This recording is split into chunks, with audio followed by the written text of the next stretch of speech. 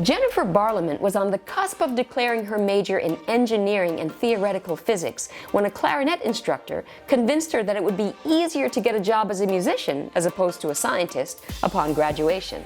The advice was a perfect fit for the self-described music nerd, whose math background was indispensable as she managed 7 orchestras nationwide before being named executive director of the Atlanta Symphony Orchestra. I'm Gail O'Neill. Join me and my producer, Felipe Barral, as Jennifer Barlament talks about the exhilaration of playing with a live orchestra, why she regards symphonies as an antidote to the insanity of modern life, and how the oral expression of teamwork can inspire audiences. On this episode of Collective Knowledge, because spreading knowledge is the most altruistic thing we can do as human beings. I know you from your work at the ASO, at the Atlanta Symphony Orchestra, but I have no idea where you were born and raised, so why don't you take me back to childhood? Oh, okay, great. Yeah. I was born at the Great Lakes Naval Center on Lake Michigan, just north of Chicago, because my father was in the military. He was an Army officer. And from there, we moved to a few different places in the Midwest. And my first memories are of Farmington, Michigan, a suburb of Detroit. I remember going to Orchestra Hall to see Sing Along with Mitch Miller. Wow. And then soon after that, I think one of my most formative experiences as a child was that we moved to Germany and lived there for 4 years, a little less than 4 years. And my sister and I started school there. So I was in kindergarten through 3rd grade in German schools and spoke English at home and German at school. And I think that early language experience was very important for me. So, and then in Germany was where my sister and I started playing recorder. When I was 5 years old, started taking lessons with a woman in our town.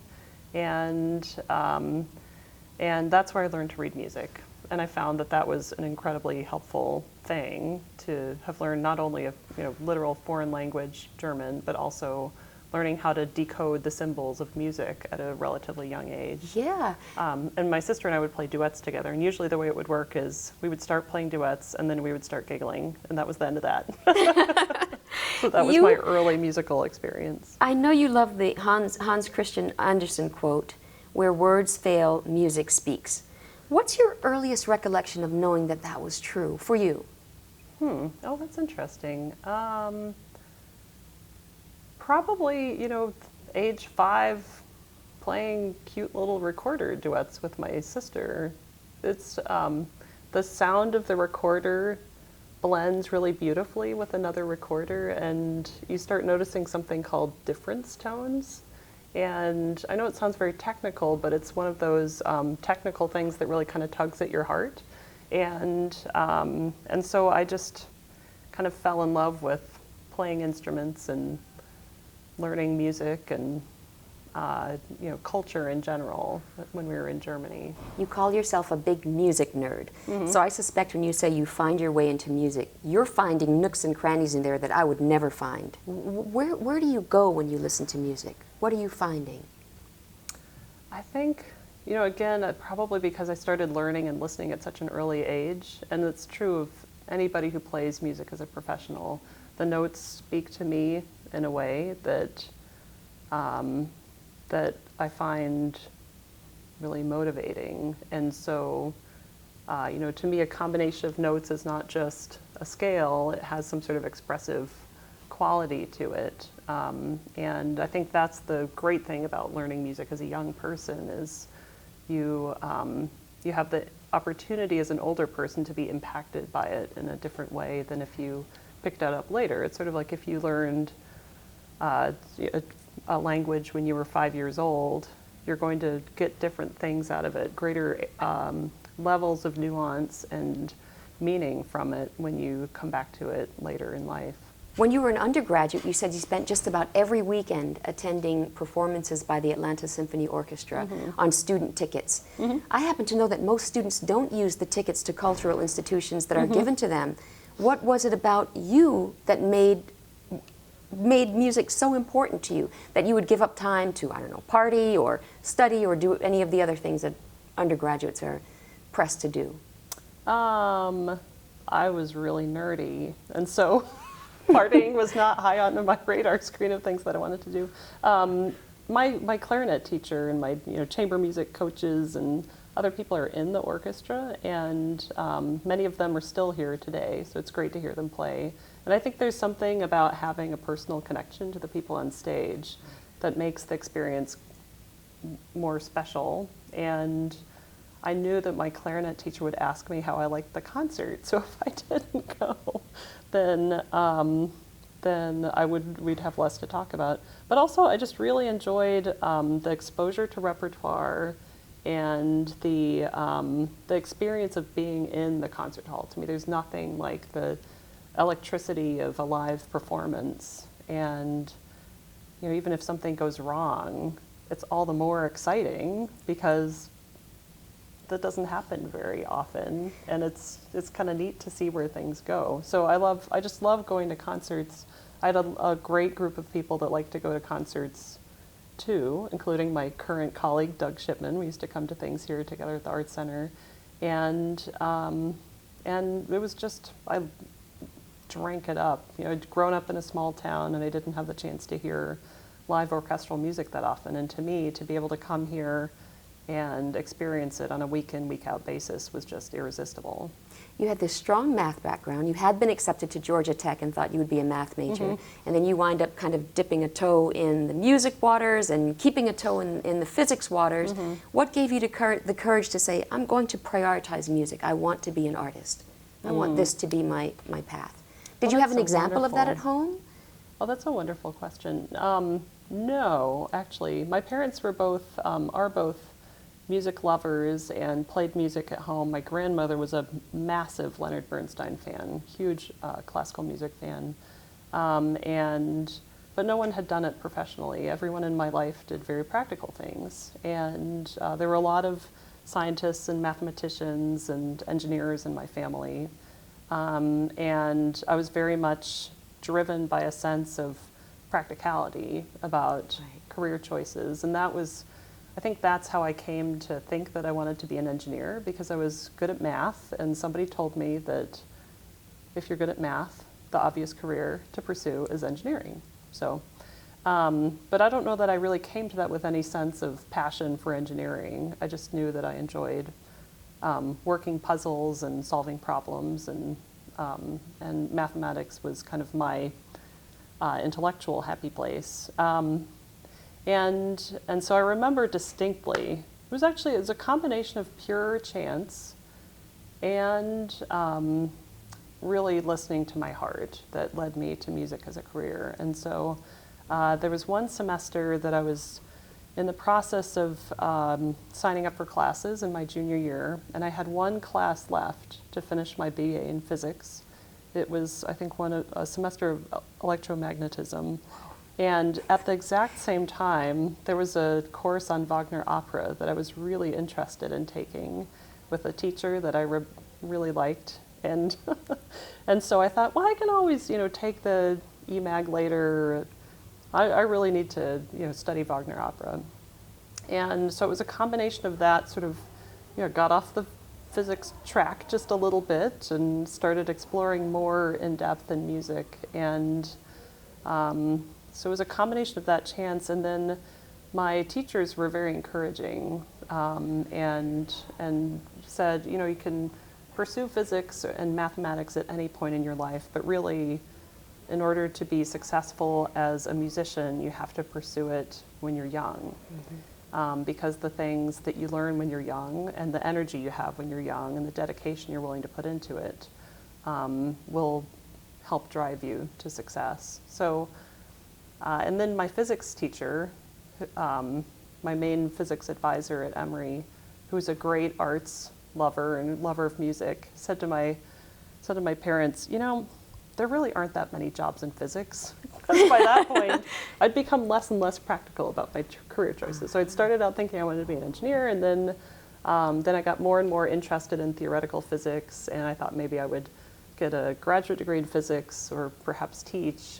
And so he said, there are probably more jobs for musicians than there are for theoretical physicists out there. So, and my parents were certainly concerned about the concept of my becoming a musician, because they'd heard from all of my clarinet teachers through the years how challenging it is to make a life out of that.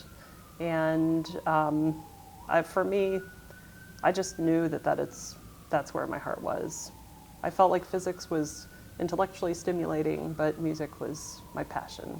Do you feel like your physics and math background somehow informs or supports your music practice today? Or your practice as an administrator of an arts organization, having to keep all these moving pieces organized and in place? And Well, I think being able to do math is certainly important. You don't want to have a musician leading an arts organization that can't do math. Are we talking about budgets? Because we have calculators. Spreadsheets. So, oh, okay, yeah. But all joking aside, I really do think the aspects of my, mathematical and science education that make it possible for me to do what I do now is all about problem solving. So orchestras are a people business. Obviously, orchestras are composed of people, and the administrative staff that I have the great pleasure to work with are all amazing people. And so a lot of the problem solving that one ends up doing in a role like mine is around people, and how do we get everybody to work together? How do we unleash the passion and the best work from our colleagues? But still, it's all about problem solving. So I think that's a good carryover from the physics and science background. You have managed 7 orchestras to date, with budgets ranging from $2.7 to $70 million. So does more money make for a better orchestra necessarily? Well, that's a really great question. I would say there are definitely orchestras that focus on very specific artistic output. But to me, the core question about an orchestra is how well it serves its community. And so, every one of those institutions that I had the pleasure of working with had a level of service to its community and a level of connection to the culture that was vital. And I think having more money gives you more options, for sure. But certainly the artistic quality of the orchestra is not proportional to the size of the budget. The level of performance for orchestral musicians in the United States is overall incredibly high across the board. And so even in a relatively smaller budget orchestra, you'll find very highly trained and highly qualified musicians, and you'll hear very satisfying performances from every single one of those institutions. And do you find that there's an audience that can meet the ASO where they are in terms of the caliber of output, their passion for the music, their commitment to the music, or has that been a challenge? Well, yes, definitely. Yes, it's been a challenge, or yes, there's an audience to meet the ASO where they are? Yes, there's an audience to meet us where we are. Within the, there's 1,700 seats in the hall, and over the course of the year we're seeing 250,000 to 300,000 people, and they all are coming at it from a different angle, and they all hear something different in the performance. And we're lucky that there's a large enough body of people here who understand and can hear the difference between good and great, that they've been willing to invest in making that possible. I think it's incredibly motivating for a great community to have a great orchestra. The thing that even people who don't know a lot about the technique behind performance, they can still feel when a performance is searingly high energy. They still can feel the vibe. There's an energy and there's a excitement about perfection that comes across, whether you understand how it's put together or not. And why is that important? Why do you consider the orchestra, I think you said it's the perfect antidote to the insanity of modern life? What does that mean?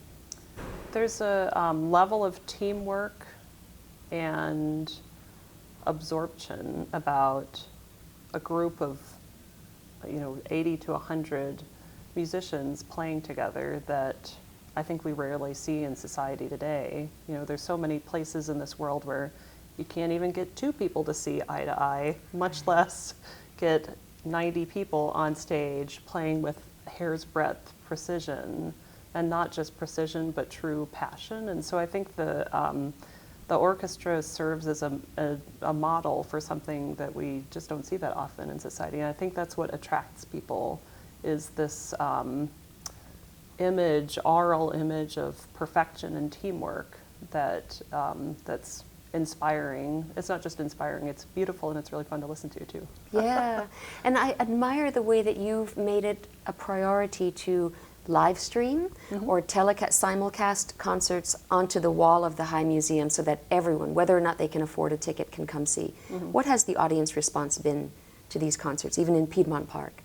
Oh, Piedmont Park is really amazing, and the live streams have been really exciting too. Because what we find is that, a large percentage of the people who love the Atlanta Symphony Orchestra might not see themselves sitting in a seat in Symphony Hall. There's something about that, indoors experience that they find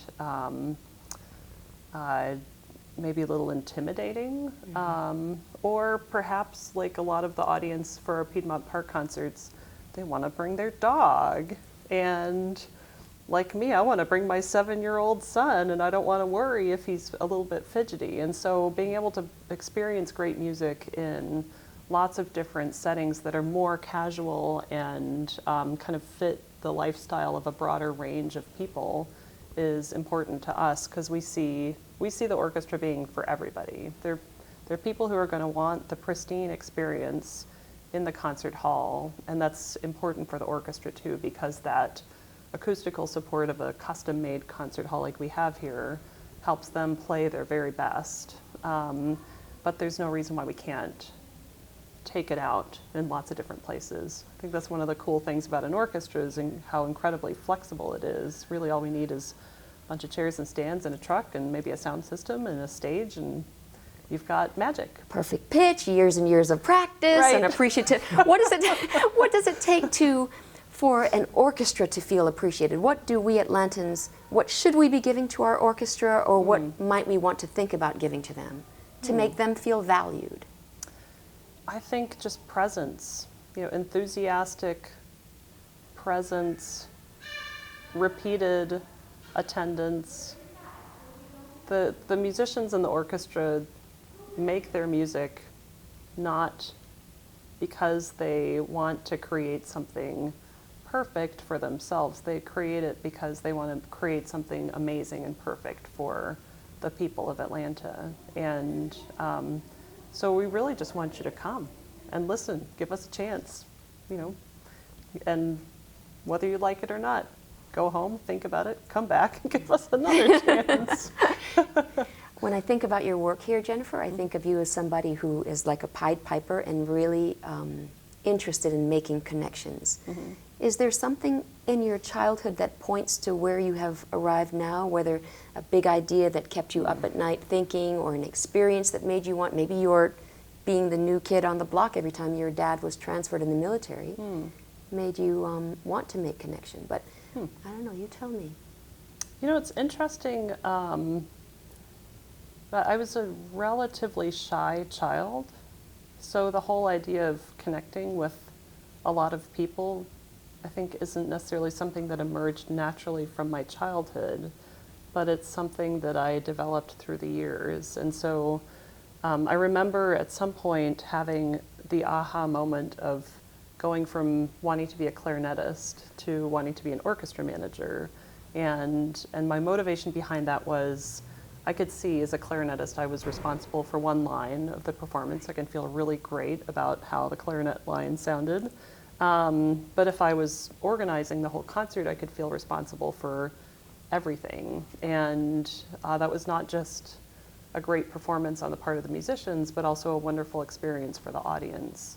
And so, as I think an evolutionary process, that I came to really love the experience of, especially a first-time listener to an orchestra hearing music. If you ever want to have a really exciting experience, take somebody to a concert who's never been before, because it is such a unique, different experience. There are a lot of people in our world today who've never even heard an orchestra instrument or an acoustic instrument up close and personal, and the vibration and the volume and the timbre of that can be really life-changing for people. What was it like playing a clarinet in an orchestra?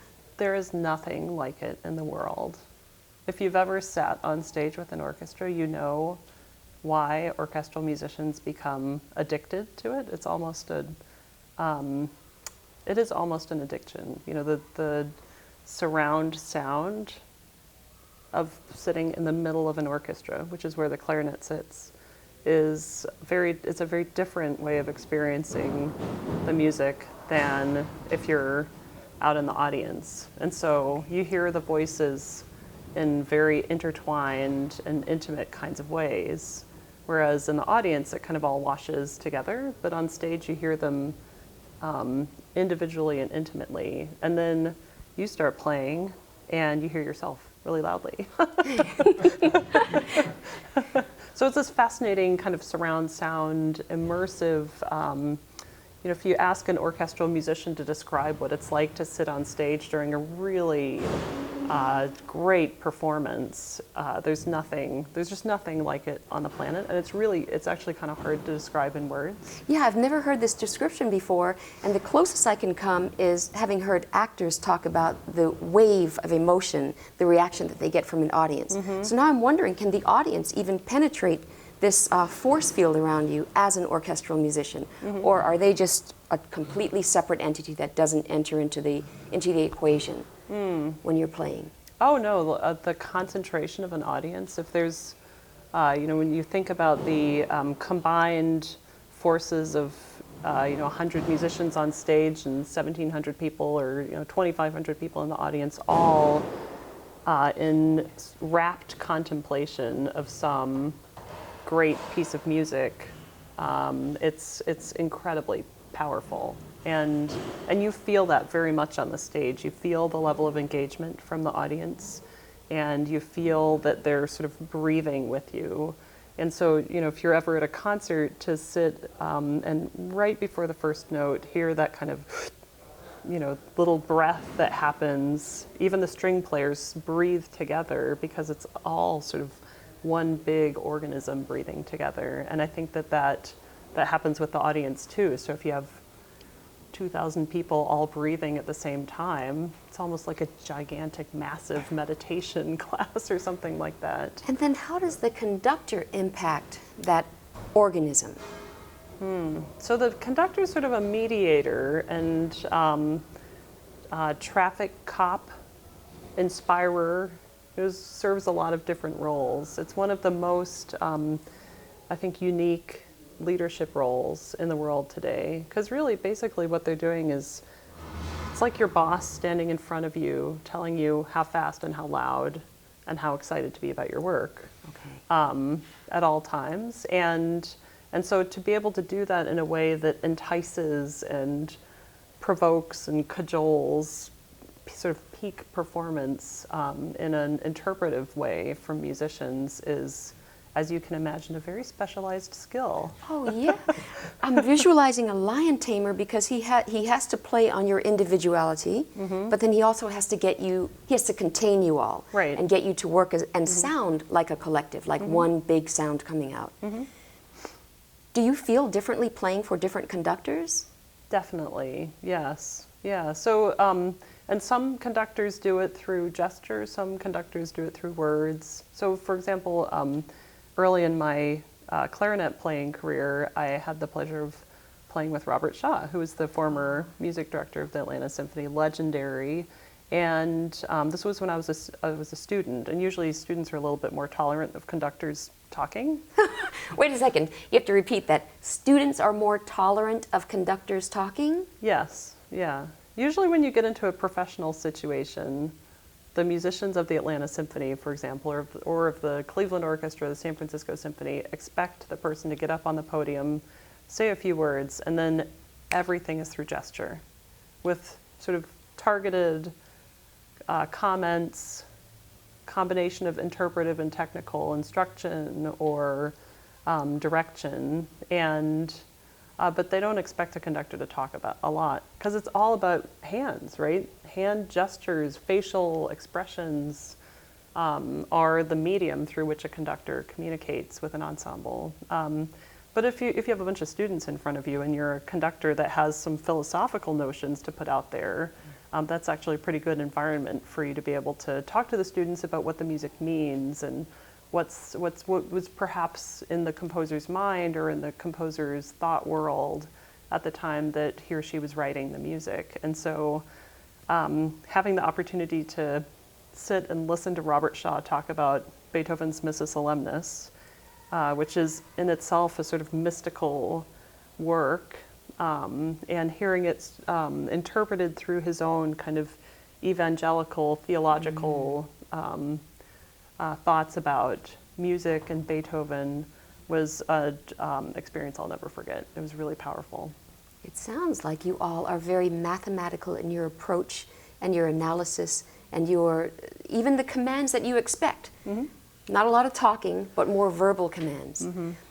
Talk about keeping time, the importance of time when playing and listening to music. So time is it's like the medium through which you work in music. There are a few different factors you can work with. You can work with time, you can work with timbre, you can work with intonation, and vibrato and other sort of methodologies that musicians have in their toolbox to create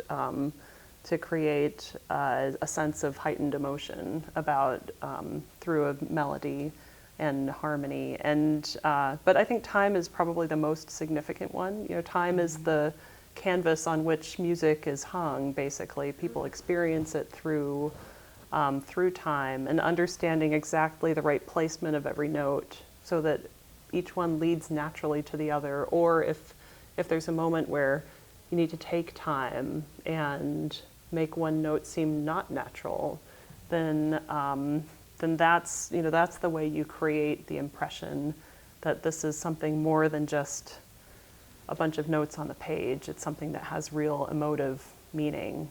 And you all, night after night, keep reaffirming the importance and the value of beauty. Why does beauty matter? Well, I think beauty matters because I think it's one of the sort of key elements of the human experience. So, pain, sadness, anger, joy, and I think beauty is this interesting place where all of them come together. So I think beauty is not all about joy. It's not all about sadness. It's about joy and sadness together. And there aren't many places in life where you can experience that. It reminds us of what it's full range of what it's about to be a human being. And then I think it's incredibly important for us to night after night, day after day, keep searching after beauty, because that's our role in society. Not everybody else is out there doing that. Others are pursuing profit or shareholder value or flavor, and we're here giving the flavor and spice to life that inspires people. You have habits. This was the whole thinking behind creative knowledge, that people like you have mindsets, you have developed habits and disciplines that can help other people. So why not give me 3 ways that our viewers can seek beauty in their own lives, or insist upon beauty, or reintroduce it where they may have forgotten that it exists? 3 ways. So I would say one thing is to experience music in nature. So I think the combination of nature and music helps you see it in a different context. So like, put on your earphones and some Mozart or Beethoven and experience it with a wide open vista, for example. I think that that's I know I've had some of my most powerful experiences of beauty with that combination together. So that's one. 2 and 3. And it doesn't have to be a number. That alone is really, I want to go outside with my earbuds right now. Yeah. And see what I see. That's really funny. So, yeah, okay, another thing that, that I think is important is to stop and read poetry. So if you're ever in the midst of a crazy day, just find something short, and I find that that can really sort of reformulate the way you're thinking about things. And the other thing is, I've always thought car insurance companies should give people a discount on their car insurance if they listen to Mozart in their car. So listen to Mozart in your car. It's going to make you a better driver. You'll live longer. I totally agree, Jennifer. I find if I'm listening to rap, I'm a very impatient, aggressive driver. If I'm listening to bossa nova, I'm like, what if somebody can cut me off? And I'm like, have a nice day. If I'm listening to more ethereal or minimalist music, if I'm listening to Philip Glass and somebody cuts me off, I'll wonder, why did they just do that? Who taught them to be that way? I'm much more analytical and I'm much more patient. I love that advice. And I'm going to get a poetry book just so I can read when I'm having a topsy-turvy day. Those are great tips. Great. Thank you. Yeah. Coming up next on Collective Knowledge, Reverend Gerald Durley, retired pastor and a renowned speaker on environmental, civil, and human rights issues. Once we reach a certain economic level, educational level, professional level, level of security, I don't know why we lose what we initially started with. And that, when we were children, was a sense of humor. When I think about Joe Lowry, who's 97, he's got a great sense of humor. C.T. Vivian, sense of humor. Martin Luther King, sense of humor. To find that sometimes it gets so sad you've got to laugh at yourself. Don't forget to share this episode, like us, or send us a comment. You can follow us on Instagram, Twitter, and Facebook, and please subscribe to our channel on YouTube.